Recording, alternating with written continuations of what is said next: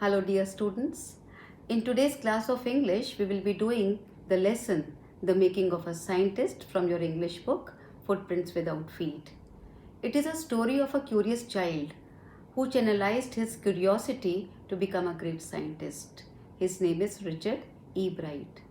Richard E. Bright was very close to his mother, who played a key role in developing his interest in science. So come, let's begin knowing about him. So students, before summarizing the lesson, I would like you to know about it in brief. The Making of a Scientist is a story about the leading scientist Richard E. Bright. He was a curious child right from the beginning years of his life. He had started collecting butterflies in his childhood, and by the time he was in the second grade, he had already gathered all the 25 species found in his hometown. He began his journey by collecting butterflies. Later on, he did research on the purpose of gold spots on pupae of monarch butterflies. His paper on working of cell got published in a scientific journal and he became famous. E. Bright participated in many science exhibitions and won many awards. Apart from science, he had an interest in public speaking and debate. He is competitive and possesses a go-getter personality. Thus, he has all the qualities of becoming a great scientist. And its writer is Robert W. Peterson. Robert W. Peterson was an American newspaper writer who later became a freelance author of magazine articles and books, especially on the topics of sports and scouting. His 1970 chronicle of Negro League baseball titled Only the Ball Was White was hailed by the New York Times as having recaptured a lost era in baseball history and a rich facet of black life in America. And now let's begin the story. The chapter The Making of a Scientist is a story about the famous scientist Richard E. Bright. Richie, as his mother used to call him, was a very curious child right from his childhood. He had started collecting butterflies in his childhood, and when he was 2 years old, he had already collected all the 25 species found near his hometown.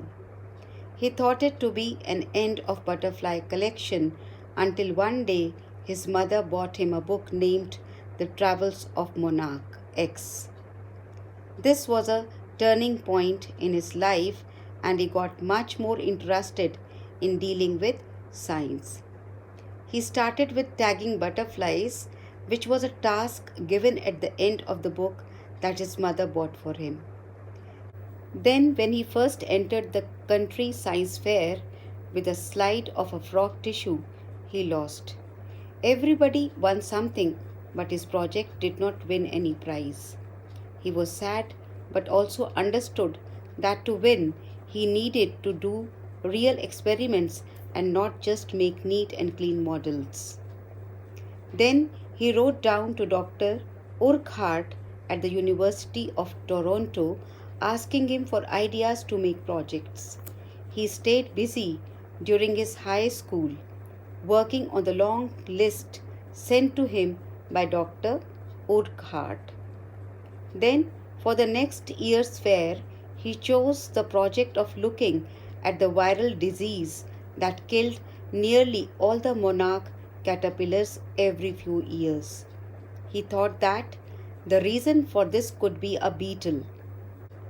So, he started raising caterpillars in the presence of beetles but could not get any results.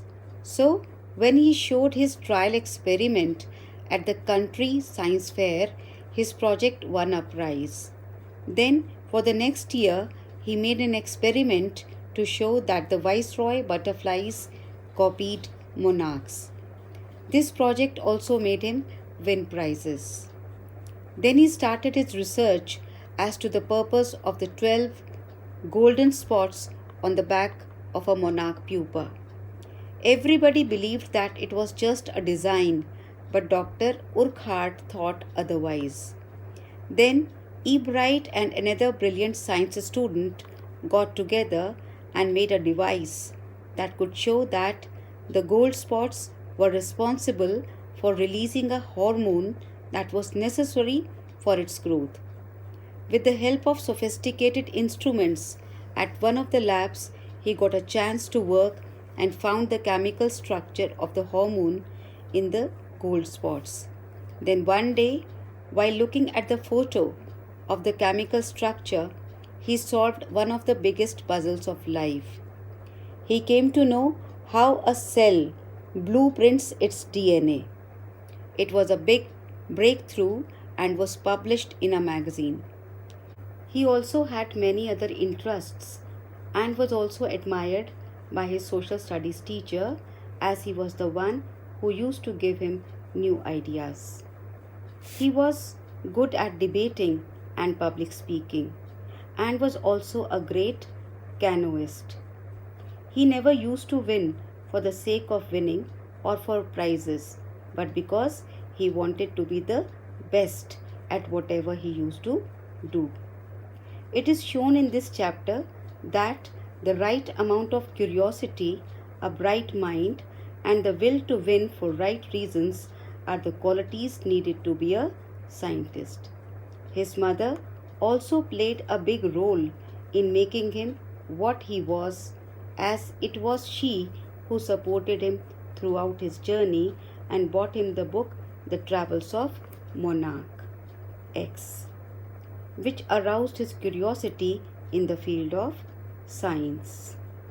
Hence, the story teaches us that with perseverance, dedication, and hard work, any dream is achievable, and also that there are three essential qualities that make a scientist.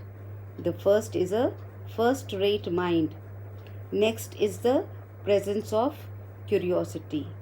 Last but not the least, it is the will to do the best and win. Hope I am clear with the story to you. Thank you.